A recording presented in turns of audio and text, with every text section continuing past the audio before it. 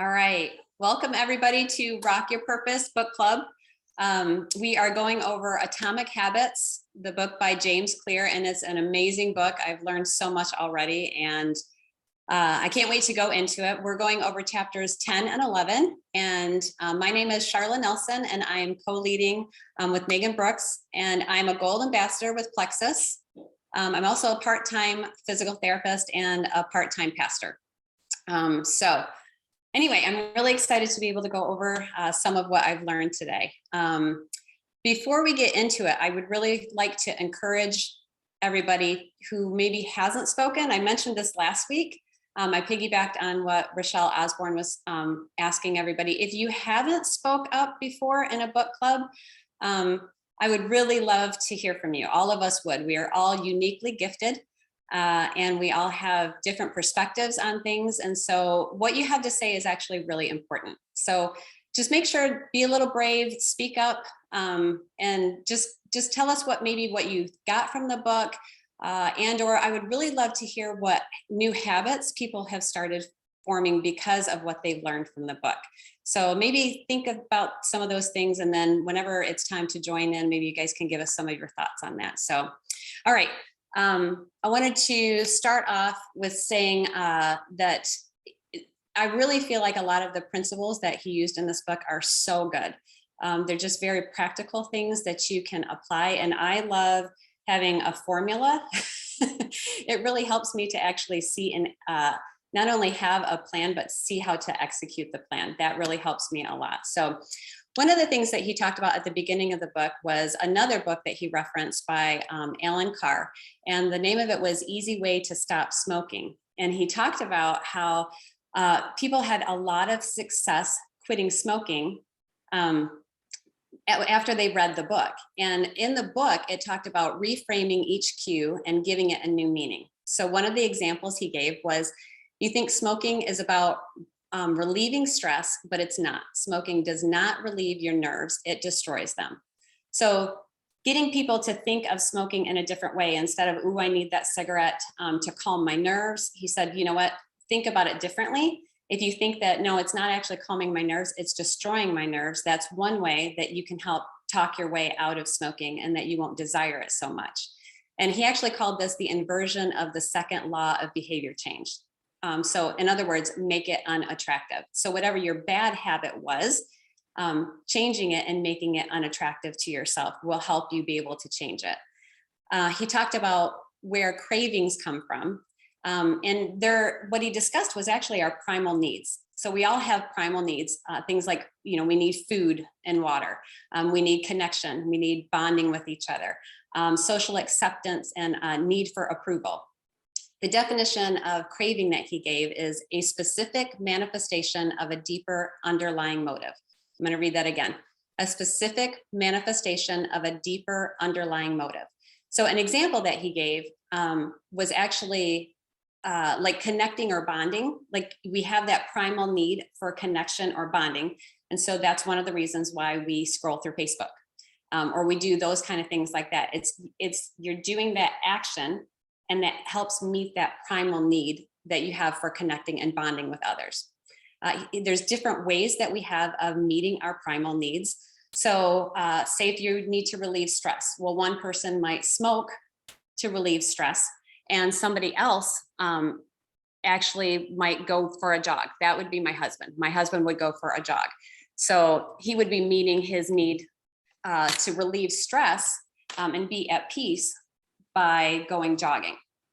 So another thing that he talked about was different reprogramming your brain to enjoy your hard habits. So your hard habits are those things that you're always going to do. So reprogramming your brain to enjoy your hard habits. So what he talked about was just having a slight change in mindset. So if you have a slight change in your mindset, it would be like changing burdens to opportunities. And I had a pastor a long time ago who would say, when something bad would happen, he would say, it's just another opportunity to show that God would work. So instead of looking at it as it was a stressful thing that you'd have to go through, he just said, you know what, it's another opportunity for God to work. And so that's what that reminded me of when I read that in the book. another thing that I thought of too was changing the way that you think about things. So like at our church, we don't call our volunteers volunteers. We say they're team members, because there's a difference in your mindset when you think of volunteering and when you're actually being part of a team. When you're part of a team, there's part of ownership there, right? And you want to help build one another up and you want to see each other succeed. So we're not volunteers at our church, we're team members. We don't work on the weeks that we're scheduled. We don't work and we don't volunteer, we serve. So that's a different way of looking at it, because when you're serving others, you're actually helping meet a need, and therefore you get a need met yourself. So again, I love that part where you're just changing your mindset to help actually be able to create those hard habits.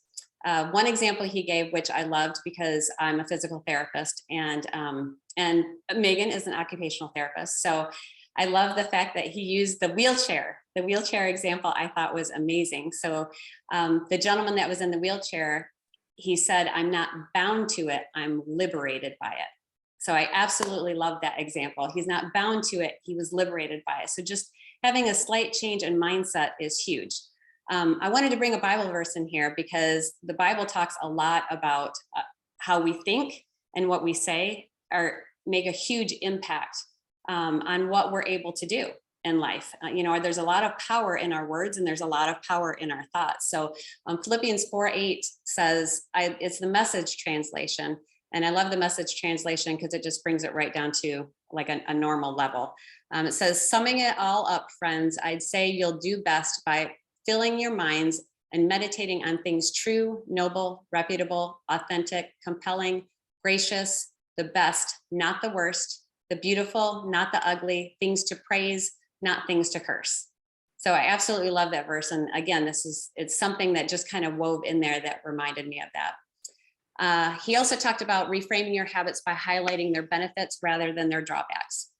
So when I think of plexus, I think of like whenever we say, tonight we're not spending our time, we're investing our time in personal growth at book club. I'm not selling products to people. I'm actually offering them hope and healing. I'm not bothering people by telling them about financial opportunities. I'm actually giving them an opportunity for financial freedom. So just changing that little bit of thought and about how you're approaching the situation can make a huge difference on what your outcome actually can be. So I love that too. He talked about motivation ritual. So practice associating your habits with something you enjoy. One of the things that he talked about was associating like something pleasant. So he talked about petting a dog. So like if you love petting your dog and it gives you a lot of peace, petting your dog and deep breathing 3 times and then smiling. So I love that part. So I've heard about deep breathing before, but actually smiling afterwards, I thought that's amazing. So that's a way that you can do it. So before you go do that activity or while you're doing that activity, you do the pleasant thing. So you'll pet your dog right before you go do an unpleasant activity. So there's that association. Your brain actually takes that and associates it into something pleasurable versus something negative. He talked about a gentleman who wore headphones while he was listening to music while he wrote. And he did that all the time. He would notice that his focus and his concentration were much better whenever he listened to music. Then he found that if he just put the headphones on, that his focus and his concentration improved because his brain was so used to that activity. So that was really good. Let's see, hold on just a second. I need to switch screens real quick. Okay, so I wanted to wrap my section up, chapter 10, by saying this is where the application comes in. So I thought through the process of kind of a culmination of everything that we've kind of learned up to this point. And this is the example that I came up with, because remember I said that I love having a practical application. Information is great for me, but when I have a practical application, that's so much better, because then I really can say, oh, okay, I can do that. Like I can take another example in my life and go with that. So this is an example that I came up with for plexus, because all of these habits can translate and should translate into every aspect of our life, right? But I wanted to specifically gear it towards plexus. So what I thought of was like part of the IPA. So if you're doing 222, reaching out to 2 people. So a bad habit, our primal need would be acceptance. We don't want to be rejected. We don't want people to think that we're wanting to just make money off of them. So we have that fear of rejection, which is the opposite of our desire for acceptance, right? So a bad habit of meeting that primal need would be, okay, so after dinner, I'm supposed to do my IPA. So I have dinner, which is my cue. Then my have to would be, I would reach out to 2 people. So I'd have to reach out to 2 people. But I've got that fear of rejection, and all I really want is acceptance. So that fear overrides everything. So then I decide to put it off till tomorrow. So let's switch that around and let's look at formulating a good habit. So I'm going to talk about a couple of things, just reviewing just a couple of the things from other chapters. So habit stacking plus the implementation intention. So I'm going to say, after I eat dinner with my family, I will do my IPA on my computer at the dining table from 6:30 to 7, because I don't have a desk. If I had an office, I know they talked about that. I don't have that. So it's at my dining table. Then I make it appealing. After I do my IPA, I will sit and spend time with my husband, because I love my husband dearly and I love spending time with him. My motivational ritual is 3 deep breaths and a smile as I think of a particular person that I've helped sign up with Plexus and life change is happening for them. And or I think about how good I feel since I've been taking Plexus and how I want others to feel good too. So that's my motivational ritual. So this is how it all comes together. You ready? All right, so I eat dinner with my family. That's my cue.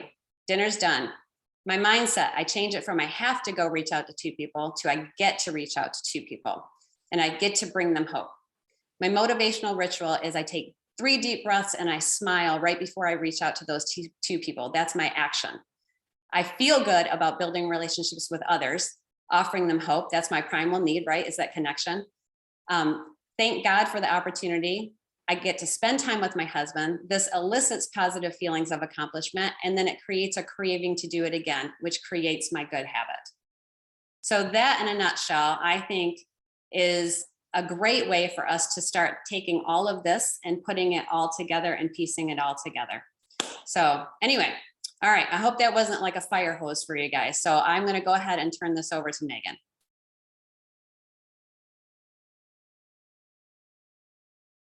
And hold on, Megan, hold on. I think I have to, there we go. Okay. Can you hear me? Okay. Yeah. Hey, everybody. I'm Megan Brooks, Gold Ambassador. I'm going to be talking about chapter 11, and Charla is so wonderful leading into this with chapter 10. Chapter 11 kind of is a takeoff on that. Of course, like all the chapters lead into one another, which is awesome about this book. But chapter 11 is called Walk Slowly, but Never Backward.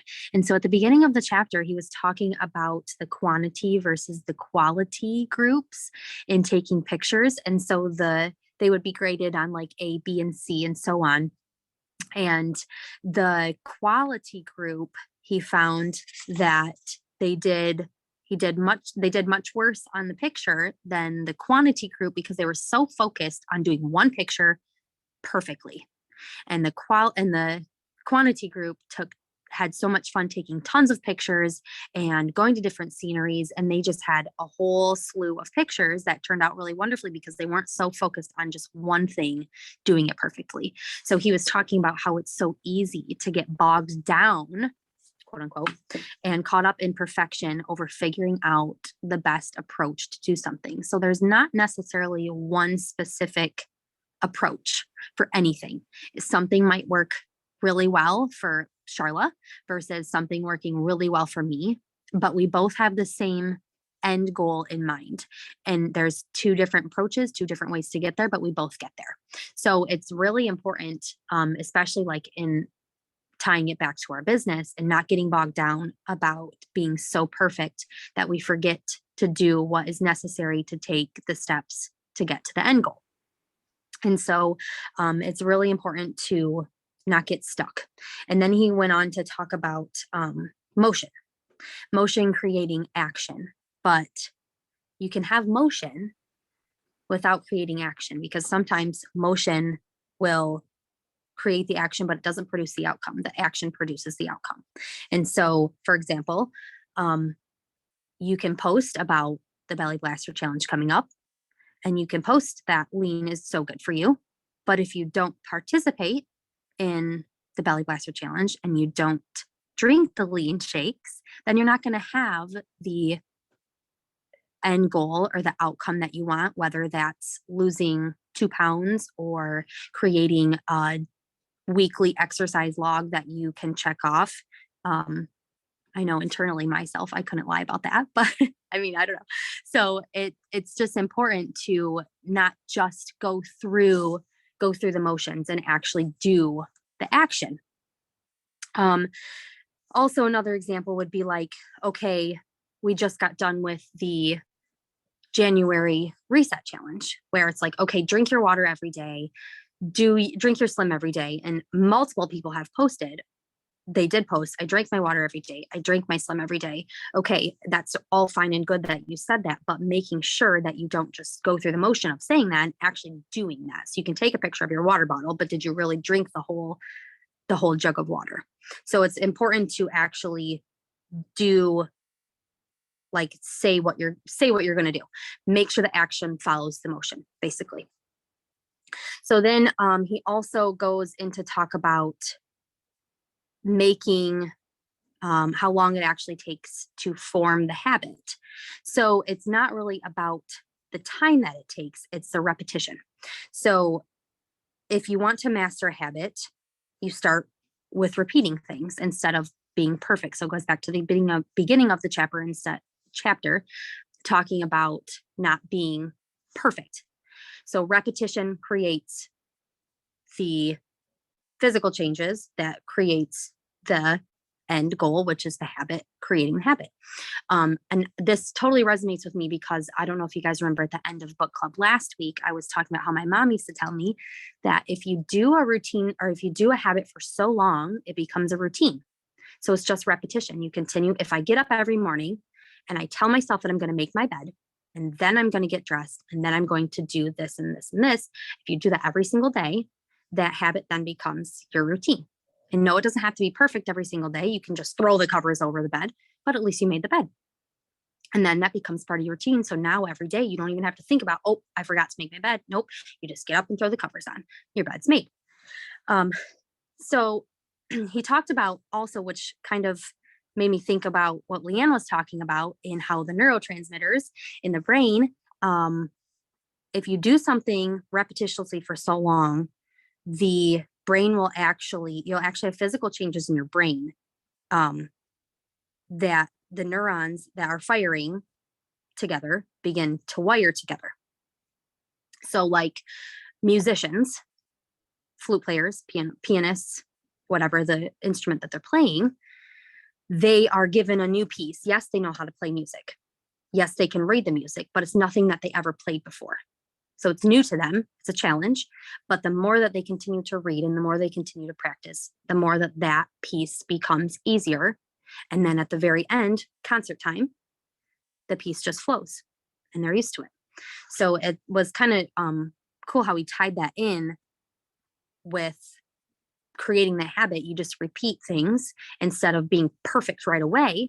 That repetition becomes the end goal, the habit. So each time you repeat an action, so you start with motion, then you have the action, you repeat the action, your brain starts to associate that with the habit.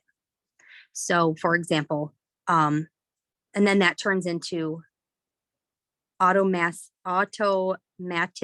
So I had to practice that word, which means that you're performing the behavior without thinking about each step. So like making the bed. You do something for so long, it becomes automatic.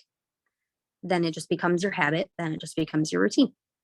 Habits are formed based on frequency and how much you do them, not how long it takes. You can do something like he said towards the end of the chapter. You can do something for 30 minutes. You can do something for 30 days. You can do something for 30 years.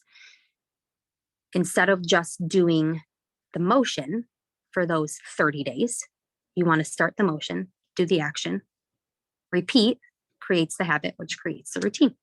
And so at the very end of the chapter, he was talking about building a habit You have to practice it and you have to repeat it. And the most effective way to make that practice happen is like the start of the chapter where it says the third law, which is making it easy. So don't make it challenging. Don't make it try to be perfect on the first go round. Figure out your approach. And if that approach doesn't work, that's okay. It doesn't have to be perfect. Start over, do the action, do the steps, and you will get your end result. So I really, really liked that with this chapter, especially with tying it all in to our business with Plexus is, you can say, I'm going to post about such and such this week. That's great if you post about it.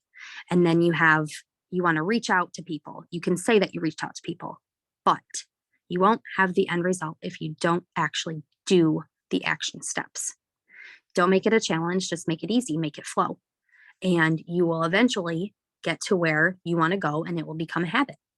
You start your day with your morning prayer after you make your bed. And then you either go to work, stay at home with your kids, take the kids to school, go to your workout, whatever the case is. And the more that you do those same things every day, it becomes part of your routine and becomes part of your habit. And then it's easy. Make it easy. So I really liked that chapter. And thank you guys for letting us share. So we are going to now open up the floor for those of you that are willing to share with us, talk about some of the things that Charla had mentioned at the beginning, what you have learned or habits you have formed or habits you have changed. Well, we're eager to hear from you guys. I absolutely loved the mindset part in chapter 10. The just flipping the words. I have to say, for me personally, just changing that one word of have to do it to get to. And for me, it ties into like the February focus that we're doing right now. Because I mean, I've had to change some stuff that I've got going on, but just in the simple with like yesterday was brain dumping. I don't know if anybody else had watched the video. I didn't even know about that, to be honest. I'll totally be honest, but I had started to do it, but to write it all down. So with the habit, because I'm trying to change my habits here, but it may sound silly, but I have a thing where I have to check something off. I work very well with lists. So if I have a list and I've done the action and I can check it off, for me, that's an accomplishment. And that's literally what I've been working on, just to ensure that I'm getting my stuff done. So to read that, I was just like, oh, look at that. And then to hear the February focus stuff that's going on, it just all tied together. And I was like, who knew? It's so simple. And I've been complicating it for myself, but just to have that, just that tiny, it's just such a small mind shift, but it was just phenomenal to me. Like we reinvented the wheel or something for me, but it was just amazing. These chapters were mind blowing for me. I don't know if I just had an epiphany or what, but it's working. Just that slight change in my habit where I'm actually marking everything off. Okay, I got that done. Okay, I got that done. Okay, I got that done. And literally checking every single box. It just works for me right now. It's working for me. So I just really, really enjoyed it.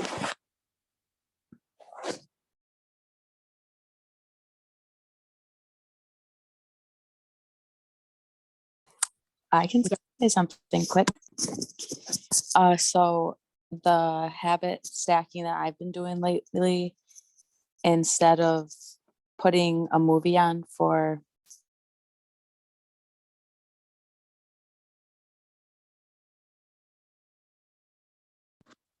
Jade, I can't hear you anymore. You're muted. whoops, sorry. So every day I make coffee. And now Drew is done breastfeeding, so she's like really hungry when she wakes up. So she like walks over to her high chair And I found what's helping me lately is habit stacking my IPA in the morning on like top of making coffee and her breakfast. So I make my coffee, make her breakfast, put her in her high chair, and then while she's eating, I do IPA, but I can still sit there and be engaged with her while she's eating. And that's tons better because I'm not scrolling. I only have like 30 minutes, 30 minutes to get that done instead of an hour and a half of Moana. So it is much better.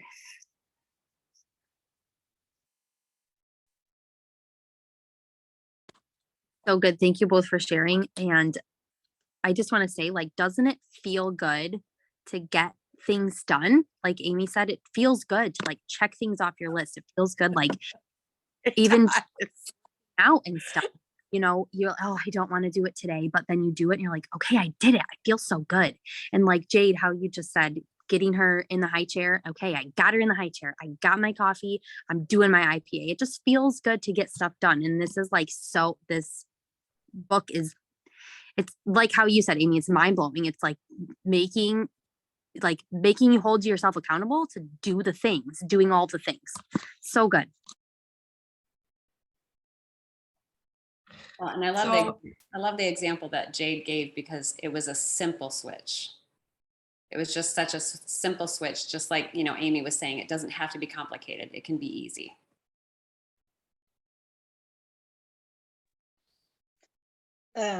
There's a few habits that I've started and have helped my day go a lot easier. And I homeschool, so I don't have to go anywhere in the morning. So I often wouldn't like brush my hair or get dressed until noon, you know. And so I get up every morning, I get dressed, I get a drink of water, and I read my devotional. So those are three big things for me that have helped me get my day started, and I'm feeling better and getting more water in on top of it. So yeah, it's just kind of a good setting for my day. So that's been my three things. So good.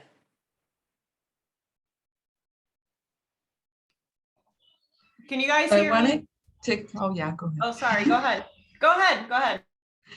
So I just wanted to comment on the mindset. And Charla, yours was so good. Talking about matching it with a good habit or something that makes you feel good, like the people that you've helped. So I reached out to somebody new, and I was pretty nervous about it. It's like, I don't talk to her, but she was posting stuff and I really think that this could help her. And so I reached out to her, and she can't right now. And I planted the seed, you know, I told her about what the supplements can do and how much better they've made me feel. But I did get to speak to her about Jesus, and it just really made me feel so good that I could have that open conversation with her. And I wouldn't normally just like, hey, do you want to talk about Jesus? Like, it's super hard for me to just put it in there. So this was an opening for me to just bridge that communication and bring her hope and healing in that way, even though she didn't say yes to Plexus right now. So I just love that it's definitely a mindset. And even if I'm not as, you know, successful, I don't have the numbers like I should, I'm building my communication skills every single day. So that's it. Love that. So good. That's so good. Great encouragement for all of us too. I love that too. And I'm really proud of you too, Samantha, because we really feel strongly about the Lord. We feel, a lot of us, you know, we feel strongly about Plexus. We feel so strongly about so many things, but to actually like really talk about it with people that we don't know as well is like, kind of like, okay, you know, and I have a couple of girls that I'm really talking about the business with, and they keep going, no, I'm good. I don't have time. Oh, I'm good. I'm not interested. And I'm like, if I could reach through my phone and shake them and say, but you don't know what you're missing, but you can't like scare them off, you know? And I'm like, all right. So just got to keep talking to them and meeting their needs. And the one girl is a nursing mom and she's like, oh, I have this clogged duct. I'm like, oh, did you try this, this, and this? Yeah, I didn't try that. It's weird. I'm like, okay, we'll try this. Oh, okay. You know, so even though it didn't turn into a business conversation, it turned into an added value conversation.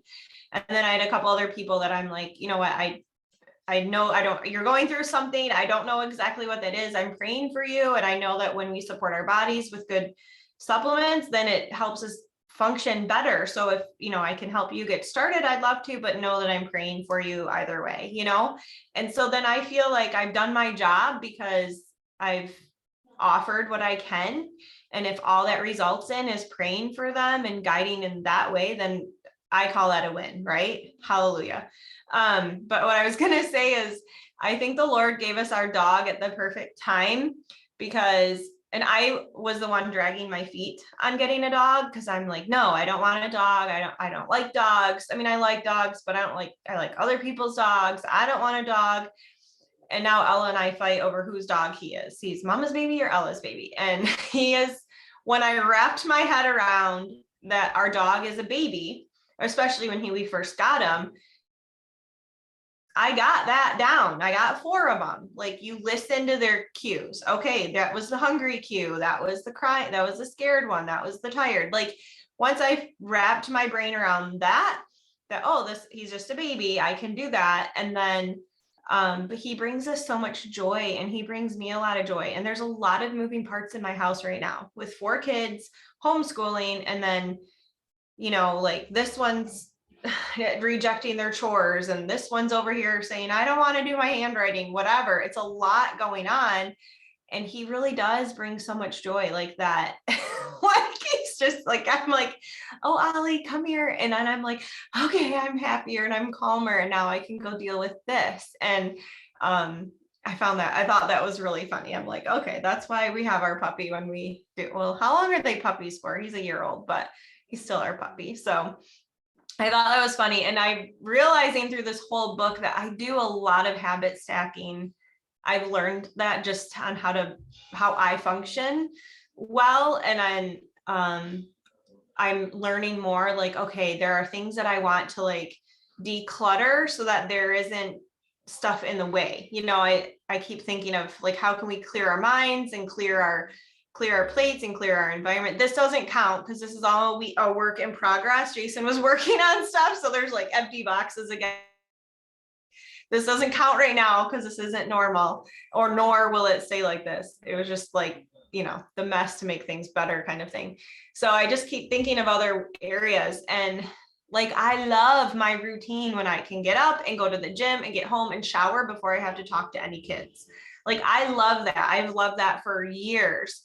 But to maintain that on a regular basis over the last 10 years, that hasn't happened. It goes in like really good spurts and then really not good spurts and things like that. So when I know that, and then I can say, like, my alarm says at 4:45 a.m., it says, Elizabeth, get up. You love the gym. The gym is a gift to yourself. Like, not, oh, I have to get up and go to the gym, but it truly is like, I never regret going, and I love going, and I feel so much better, and it just sets my whole day in that forward motion. So really watching that mindset is so important too. But you guys did great. I couldn't type. My mouse is stuck on this monitor and my chat is stuck on my other monitor. So I was trying to chat to you and I couldn't. So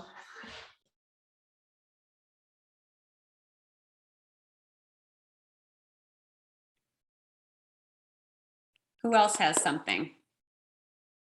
This is such good stuff.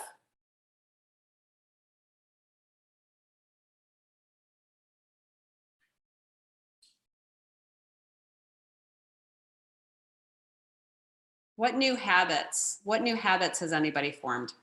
I would love to hear that, because maybe I want to do that. Maybe you've developed a particular habit that I would love to do. I think that it's a pretty common habit for people besides myself, but this is the very first book that I've read. So it's like my new habit is reading a book during nap time.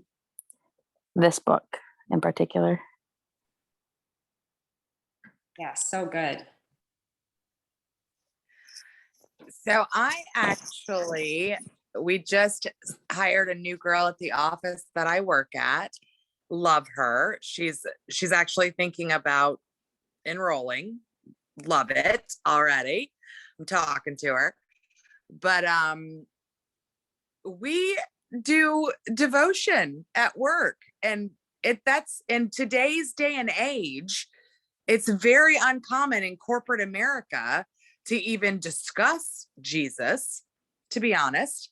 But she and we will do some devotion in the office every single day. We will pray, and that is so refreshing to me to be able to have that, because most people that I see in corporate America will poo-poo that in a heartbeat because it's not quote unquote appropriate there. And that has been ongoing now for almost 4 weeks. And just the difference that it does on a daily basis for everybody in the office.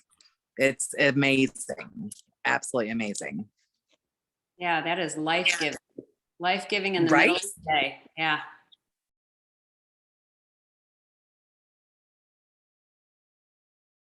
Who else has a new habit that they'd like to share, and or something about these 2 chapters?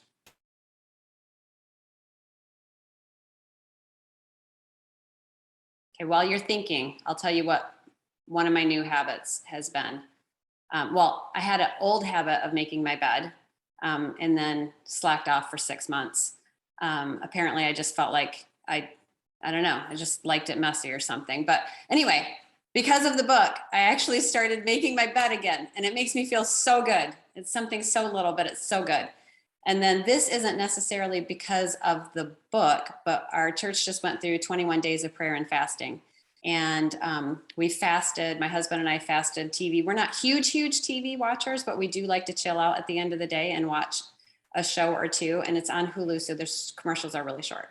But Monday through Thursday, we stopped watching TV. And oh my gosh, talk about productive. Talk about, I didn't have to find time to read book for book club anymore. Like, I actually had the time. Didn't have to find time to, do lots of other things, read my Bible, blah, blah, blah. So I'm going to continue it. And this book has really encouraged me to do that, is to just, there's so much productive time that I have during that time that I would have been sitting there watching TV. So anyway, who else? Got just a couple more minutes. You So ladies this did is, oh, go ahead. Who no, was no, that? you go. Okay. Well, I just wanted to say real quick, you ladies did a fantastic job. These were 2 great chapters, and you did such a good job making all these points come together. And I was trying to decide, like, there's so much to talk about. I don't know what to just focus on. But the one thing I think I'll focus on is how it talks about feelings.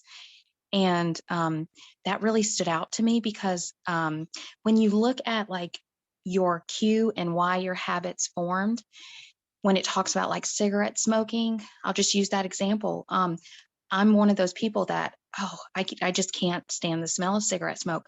But when I think about, about the cue of certain things, why people do certain things, I start to think more empathetically. Is it sympathetically or empathetically? I get those mixed up, but it's like, I can't understand, how someone has that habit of smoking, but it helps in this business because you're actually being more intentional with getting to the root of why you develop these habits, and it helps other people. So like when we see people and we're reaching out to them, and they might have like kind of a negative attitude, or they might be in a bad place, and it's showing because they just have not had time to grow out of their feelings. I think a lot of us, especially before Plexus, I think I realized more, why I didn't do the things like you guys are talking about, like develop these habits, because it was a lot of work. Lauren Smithson posted about how comfort is the real enemy. And I think when we lean on our feelings, it's because it's comfort to us. and getting to the root of why we have these feelings and have developed these habits is like uncomfortable. And it causes us to really like be vulnerable. I think we talked about that last week and it was just so good. And so, yeah, I think that was a good point that he made about how our feelings are so like powerful when it comes to our habits. And so that's why I believe, even though he talked about it in previous chapters, self-control is not as much as something that's important. I think it really is. Like, that's one thing that, like, that's the only thing in this book I think that I thought about, and maybe I need to go and read it again. But self-control is so important. And Charla used that awesome scripture, Philippians 4:8. And it's just about, focusing on what's true. And that takes a lot of self-discipline and self-control, I believe. But one thing that I thought about as well about feelings is Dana Gresh talked about sticky feelings and how a lot of times we just let these things stick on us, like the things we believe about ourselves and the comparisons we make toward other people, and it makes us give up. And this kind of like is one thing that I thought about with the next chapter. And getting to the root, again, getting to the truth, being rooted in truth is just something that I've learned and that has helped me get past my feelings and just do the things.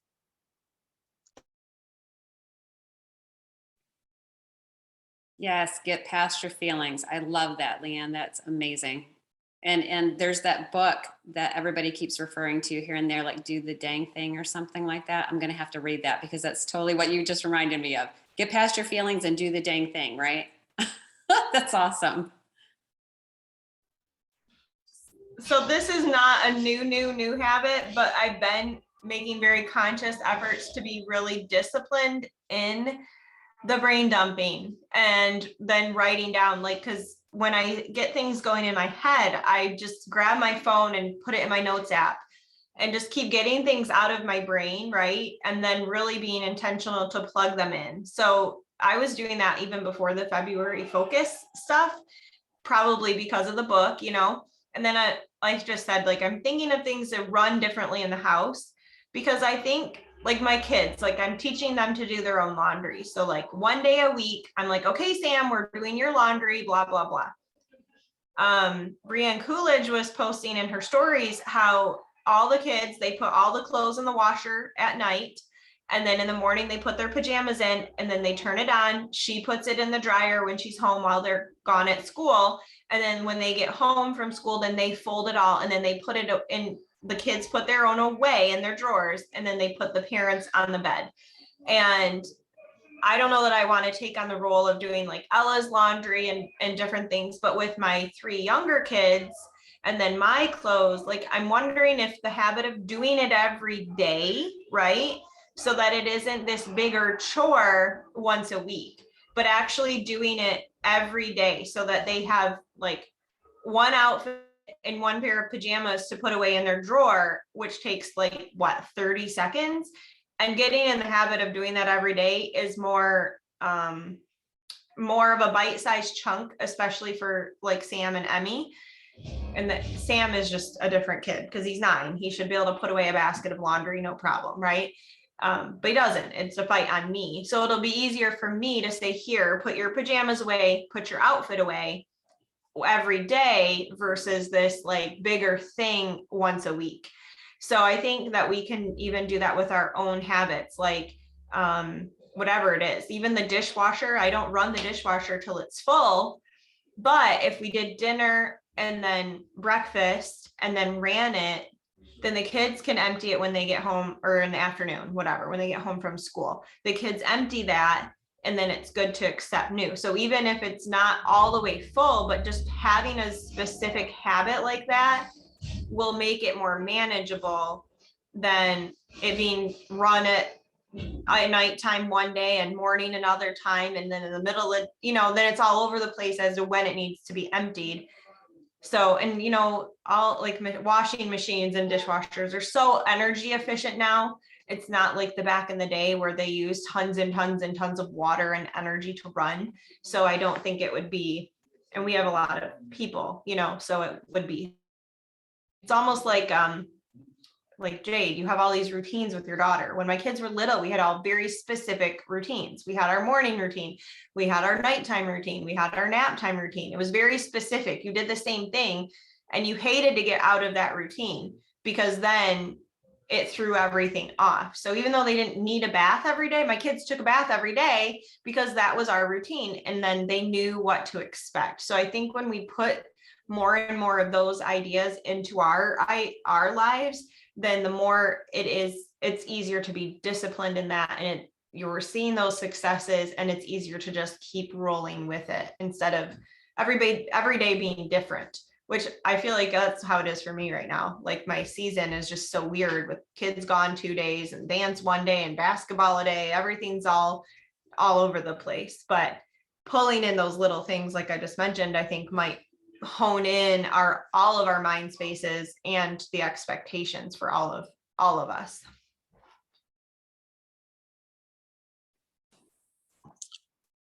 Can I say one more thing? Yes. Okay. Yeah, that was good.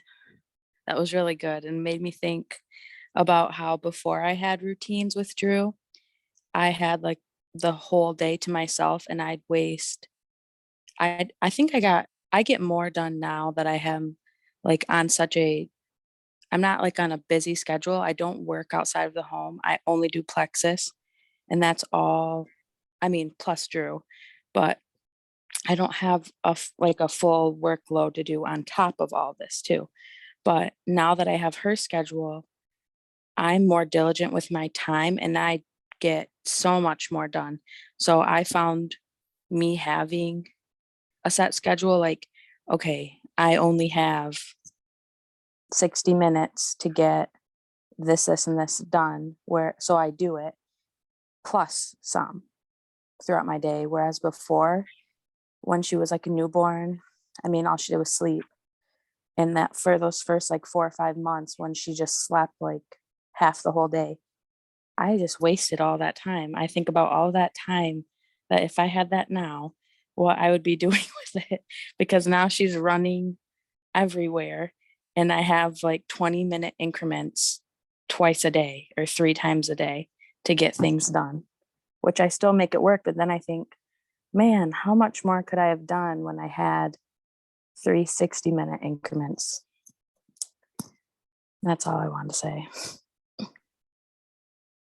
Yeah, that's so good. Yeah, and you know what, Jade, I feel like you're so motivating. Even like what you said, I think it was a couple weeks ago on book club with Rochelle when you had that space, just you saying how much time you actually have now that you're time blocking. It's like you've got like so much more massive time in your day. You're accomplishing so much more in such a short, same amount of hours in the day, but you're accomplishing so much more. So that's so good. Thanks. All right. Our time's wrapping up. Does anybody else have any burning things that they want to say? I'll go really quick.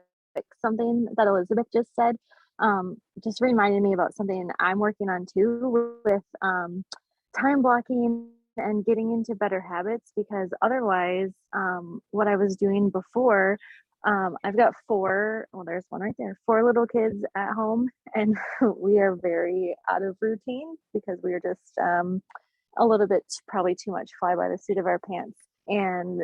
But what was happening was I was working out of scarcity instead of seeing what I had, where it was like, oh, I've got 2 minutes right now. What could I do with 2 minutes? And I've got 2 minutes right now. What could I do?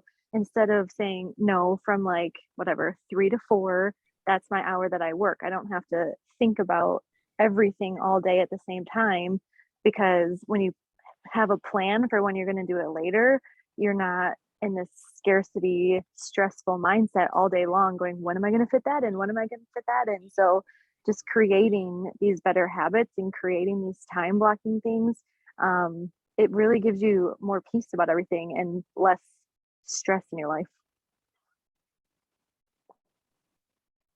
Yes, and less stress. Oh my gosh, how many of us could use less stress? So I love that. Thank you, Whitney. That's a great perspective. So Megan, I wanted to ask, is there anything that you wanted to wrap up with, or any comments? No, I think everybody that has shared, it's been so wonderful. You guys add so much value. I love Thursdays. It's so great. Yeah.